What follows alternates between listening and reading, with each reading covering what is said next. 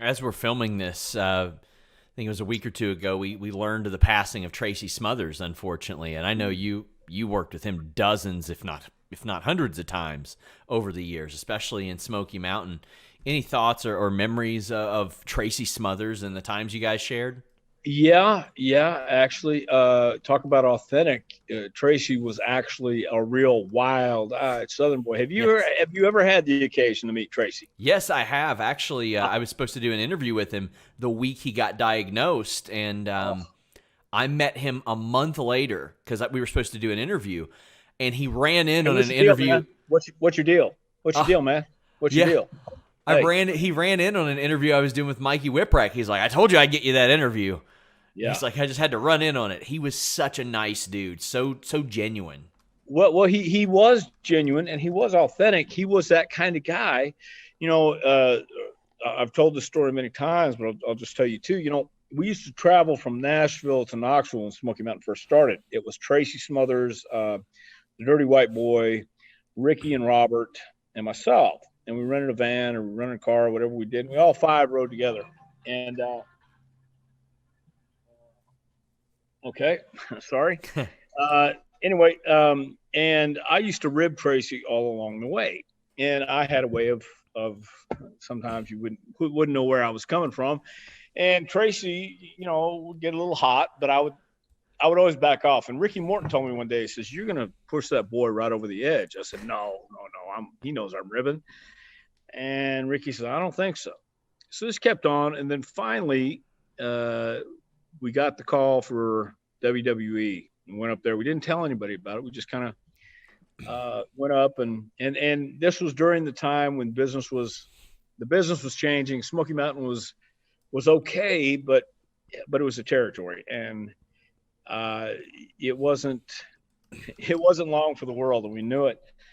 So the tension was kind of running high, and Tracy had been potatoing guys a lot, just hitting them and hurting a lot of guys lately.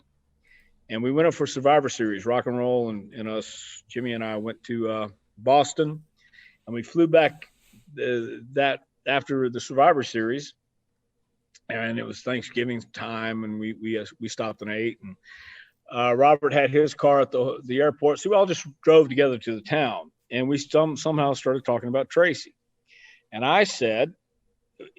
Tracy had just hit Brian Lee like the week before, split his eye open, nine Oh stitches. no. Yeah, and it was pretty bad, but this has been kind of regular with Tracy. And I said, "Well, Tracy's an idiot. He's dangerous, and you can quote me." So we got to the town, we got out, and two separate dressing rooms that night. And Ricky went in and started stirring the pot with Tracy. Tracy was working with Brian Lee that night. So he goes out, and Cornette had a finish laid out for these guys, and nothing. It didn't happen. Tracy's hot. He wouldn't do anything. And Brian comes back to the locker room after the match. He goes, "I don't know what's wrong with him. He didn't want to do anything out there." So I walked over. I heard him say that to Jim, and I said, "No, I know what's wrong." I told Ricky and Robert that he's an idiot. He's careless and clumsy and all this stuff. So we have the battle royal that we got to go out into. Heels go first. Here come the baby faces, led by Tracy, and he's trying to get at me. And, you know, I told the guys in the ring, just let him get me, let him do his deal. He'll get over it. And once he gets it out of his system, he'll be fine. But they held him back and pulled him back. So I'm riding home with Brian Lee back to Knoxville, and we happen to see Ricky, Robert, and Tracy on the side of the road relieving themselves. And I said, "Pull over." Brian says, No, just leave it alone." So we keep going. And then we see him haul ass right in front of us. And I said, "Blink your lights, pull him over." So we did. They pulled over. And Robert was driving. Ricky's in the front seat. Tracy's in the back. And as soon as he saw me, he scrambled to get out of the seat. So, "I'll kill you, you son of a bitch." And I said, "Tracy, what's wrong with you?" So, and he starts doing the jabs. I don't know if you ever seen him shadow box. Yes. Yes. And he's mad and he's foaming at the mouth. I said something to Ricky, and Ricky gave me a push and an FU, and I'm threw a beer at Ricky and missed him by a mile. And then Tracy and I start spewing and cussing back and forth at each other. And right as it's getting to the point, we lock up. We're on the side of the road. He wants to rip my head off, and we're this. He's doing this. I'm going, man, what the hell? And he goes to get me. We lock up like it's in a match. No sooner do we lock up, blue lights behind us. Oh no. Oh yeah. Blue lights. We get out, and Tracy stops immediately and goes, looks at me and says, "Look, you got kids. I got kids. We don't need to go to jail tonight, right?" What are you talking about, man? You want to kill me a minute ago? Now it's okay. The cop comes up and says, "What are y'all doing? What the hell are you doing?" It might have been Tracy. I thought it was me, but it says somebody said, "Well, officer, we just got done wrestling up the road a ways, and we just thought we'd pull over the side of the road and work on some spots." Swear to God. Cop says, "Well, you don't do that in my county. You got 15 seconds to get out of here, or all you guys going to jail." So I don't think at that time of night he wanted to mess with 5 wrestlers. So just didn't want to take the time to mess with it.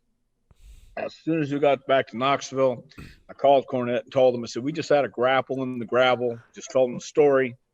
And I said, "Look, because we were about to go into a program with Tracy and Tony, with Dirty White Boy." And I told Cornette, I'm not going to go into this unless we straighten this out. So we had promos the next day in Morristown. And I got there about 1 o'clock after the babyfaces were done. Tracy walked in the locker room. I sat in the babyface locker room waiting on him. And as soon as he came in, he goes, "Oh, hey, man, I'm so sorry. I love you, man. Hug me." I thought, what?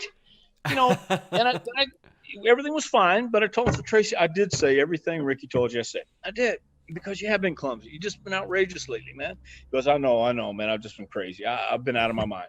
So, I mean, that's the kind of guy he was. He was passionate.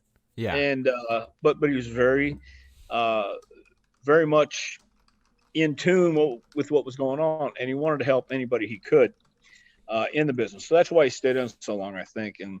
And anybody who met him, if you'd been around him any length of time, you got it. You understood that was Tracy, man. He beat up a locker and get so mad and fuming and want to rip your head off, but he was authentic. He was a real deal, and he didn't have to play a part. He was that part. And once again, we don't have too many guys, if any, like that anymore.